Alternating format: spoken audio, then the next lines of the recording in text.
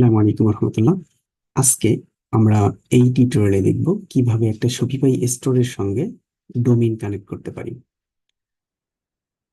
যেহেতু আমরা শপিফাই স্টোরের সাথে ডোমেইন কানেক্ট করার জন্য ভিডিওটা দেখতেছি, তাহলে আমি ধরে নিচ্ছি আপনার ডোমেইন জিনিসটা কি সেটা জানেন।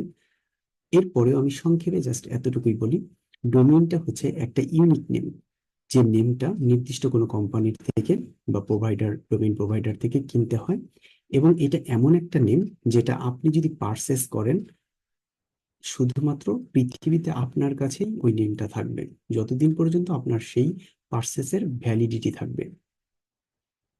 সো এই নেম বা ডোমেইনটা আমি এখন আমার এই শপিফাই স্টোর যেটা রয়েছে, আমি শপিফাই স্টোরটাকে যদি ভিজিট করি তাহলে আমি দেখব gamingjebi.myshopify.com, এটা একটা ডেভেলপার। সো এই ডেভেলপমেন্ট স্টোরের সাথে আমি একটা ডোমেইন কানেক্ট করব।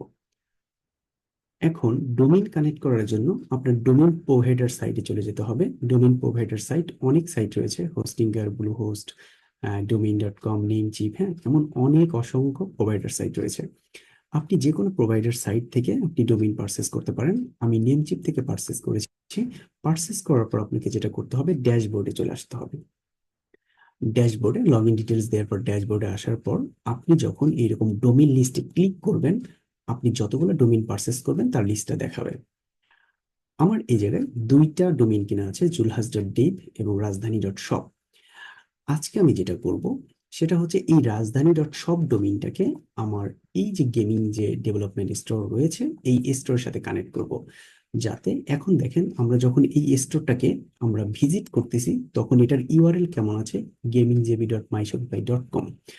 কিন্তু আমি চাচ্ছি যখন আমি ডোমেইনটা কানেক্ট করব তখন rajdhani.shop লিখে যদি কেউ সার্চ করে তখন আমার এই স্টোরটাকে দেখাবে। এই কাজটা করার জন্য আপনাকে যেটা করতে হবে, যে ডোমেইন, আমি যেহেতু রাজধানী.শপ এই ডোমেইনটা কানেক্ট করব, সেজন্য এই ডোমেইনের ম্যানেজে চলে যাব। ম্যানেজ ক্লিক করার পর আপনার এই যে সি প্যানেলের স্ট্রাকচার, মানে এই যে ড্যাশবোর্ডটা, এই ড্যাশবোর্ডের যে কোনো স্ট্রাকচার থাকুক না কেন, আপনি এখানে ডোমেইন লিস্ট দেখতে পারবেন অথবা ডোমেইনস লেখা দেখতে পারবেন। এরপর এসে এইখানে অ্যাডভান্স ডিএনএস অপশনটা পাবেন। হয়তো অ্যাডভান্স না থাকলেও ডিএনএস অপশনটা অবশ্যই পাবেন। এই ডিএনএস এর ফুল ফর্ম হচ্ছে ডোমেইন নেম সার্ভার।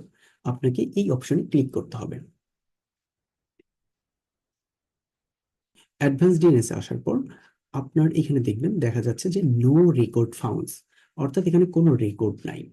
সো এই রেকর্ড গুলা কি কিভাবে অ্যাড করব সেগুলা বলার আগে আমি আপনাকে জাস্ট সিম্পল একটা ধারণা দিয়ে রাখি যে কিভাবে কাজ করে। দেখুন, আমি চাচ্ছি হচ্ছে রাজধানী.শপ নামে কেউ যদি সার্চ করে আমার এই যে অ্যাড্রেসটা বা এই যে শপটা, এই শপটা যাতে দেখায়, অর্থাৎ এই যে যে জিনিসটা আছে এই শপটা আমি যেটা ডিজাইন করেছি এইটা যাতে দেখায়। তাহলে কি করতে হবে দেখুন, আমাকে অবশ্যই এমন কিছু করতে হবে যাতে এই লেখাটা সার্চ করলে সাথে সাথে ও আমাকে এই জায়গাতে নিয়ে আসতে পারে, এই অ্যাড্রেসে নিয়ে আসতে পারে। অর্থাৎ এই অ্যাড্রেসটাকে আমাকে এইখানে ইনক্লুড করতে হবে। এখানে ইনক্লুড করলেই যাতে এখানে ক্লিক করা মাত্র আমার ওই অ্যাড্রেসে নিয়ে যায়।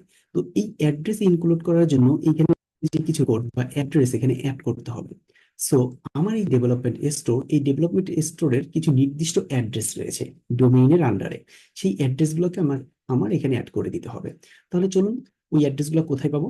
আমি সর্বপ্রথম ডেভেলপমেন্ট স্টোরে যদি হোমে আসি, হোমে আসার পর আপনি এইখানে দেখতে পাবেন অ্যাড ডোমেইন, এখান থেকেও যেতে পারেন, অথবা আপনি যদি সেটিং থেকে ডোমেইনে আসেন, একই অপশন দুইটা, এই যে ডোমেইন, এখানে এসেও কাজ করতে পারবেন। সো দেখেন, আপনি যদি হোম থেকে অ্যাড ডোমেইন করেন, ওই সেটিং এ গিয়ে এই অপশনে অটোমেটিক চলে আসতেছে। ঠিক আছে, তো দুইভাবে আসতে পারবেন। এখন এখানে আসার পর আমি দুইটা অপশন পাচ্ছি, একটা হচ্ছে বাই নিউ ডোমেইন, আর একটা অপশন পাচ্ছি connect existing domain. Buy new domain অর্থাৎ আপনি যদি ডোমেইনটা পারচেস করে না থাকতেন এইখান থেকেও পারচেস করতে পারতেন। আর কানেক্ট এক্সিস্টিং ডোমেইন মানে আমার হচ্ছে একটা ডোমেইন পারচেস করা আছে, আমি জাস্ট ওইটাই কানেক্ট করতে চাচ্ছি। তাহলে আমার যেহেতু পারচেস করা আছে আমি কানেক্ট এক্সিস্টিং ডোমেইনে দিচ্ছি। দেওয়ার পর এখানে ডোমেইনের নামটা দিতে বলছে, আমি চাইলে টাইপ করে দিতে পারি কিন্তু যাতে ভুল না হয় সেজন্য আমি এটা কপি করে নিব। কপি করে কন্ট্রোল সি দিয়ে কপি করলাম, কন্ট্রোল ভি দিয়ে পেস্ট করার পর এখানে একটা স্পেস আসছে, স্পেসটাকে রিমুভ করে দিয়ে নেক্সটে দিলাম। নেক্সট দেওয়ার পর দেখেন এখানে কি বলছে যে কিছু ভেরিফাই করতে হবে। আচ্ছা, এইখানে দেখেন ভেরিফাই করে যে আমি বলেছিলাম কিছু অ্যাড্রেস দিবে, দেখেন এখানে না নেম দেয়া আছে এবং আইপি অ্যাড্রেস দেয়া আছে, রিকোয়ার্ড ভ্যালু দেয়া আছে। সো আমার এইখান থেকে এই যে কপি করার অপশন আছে, কোনো কিছু লিখে মুখস্থ করে টাইপ করার প্রয়োজন নেই। এখানে দেখুন এ রেকর্ড আছে, সি নেম অর্থাৎ ক্যানোনিক্যাল নেম রয়েছে, টিএক্সটি রেকর্ড রয়েছে। তো এ, সি নেম, টিএক্সটি রেকর্ড এগুলো কি, এগুলো কিভাবে কাজ করে এসব আমাদের জানার প্রয়োজন নেই। জাস্ট আমরা এতটুকু মনে রাখি যে ডোমেইনের আন্ডারে এইগুলো হচ্ছে আমার অ্যাড্রেস, এবং এই অ্যাড্রেস গুলোকে আমার এই যে ডোমেইন প্রোভাইডার সাইডে রেকর্ড হিসাবে আমাকে অ্যাড করতে হবে, অর্থাৎ রেকর্ড করতে হবে। তাহলে চলুন কিভাবে রেকর্ড করব। দেখুন এই রেকর্ডের আন্ডারে একটা নেম আছে, আইপি অ্যাড্রেস আছে, ভ্যালু আছে, এবং কপি করার অপশন দিয়ে দিয়েছে দুইটা জিনিস কপি, একটা হচ্ছে নেম আর একটা হচ্ছে কি ভ্যালু। এই দুইটা জিনিস কপি করতে হবে। প্রত্যেকটা রেকর্ডের আন্ডারে নেম এবং ভ্যালু রয়েছে, এগুলো কপি করে জাস্ট আমার ডোমেইনে বসিয়ে দিলেই কাজ শেষ। তাহলে চলুন আমরা কপি করি। এই রেকর্ডের আন্ডারে নেমটা কপি করলাম। আমরা টাইপ অবশ্যই টাইপ করে দিব না, সবসময় কপি করব, কারণ টাইপ করলে অনেক সময় ভুল হওয়ার সম্ভাবনা থাকবে।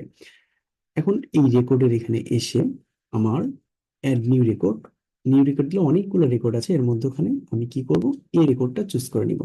এই রেকর্ডটা সিলেক্ট করার পর দেখুন এখানে নেম ছিল, তাই না, নেম ছিল আর ভ্যালু ছিল।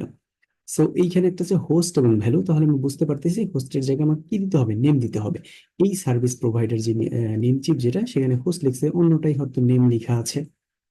সো এই সিম্পল জিনিসটা আমরা বুঝে নিতেই পারি। হোস্টের এখানে আমরা নেমের ভ্যালুটাকে পেস্ট করলাম, এবং এখানে যে রিকোয়ার্ড ভ্যালু আছে এটাকে কপি করে আমার ভ্যালুতে পেস্ট করে দিলাম। দেওয়ার পর এখানে সেভ দিলাম।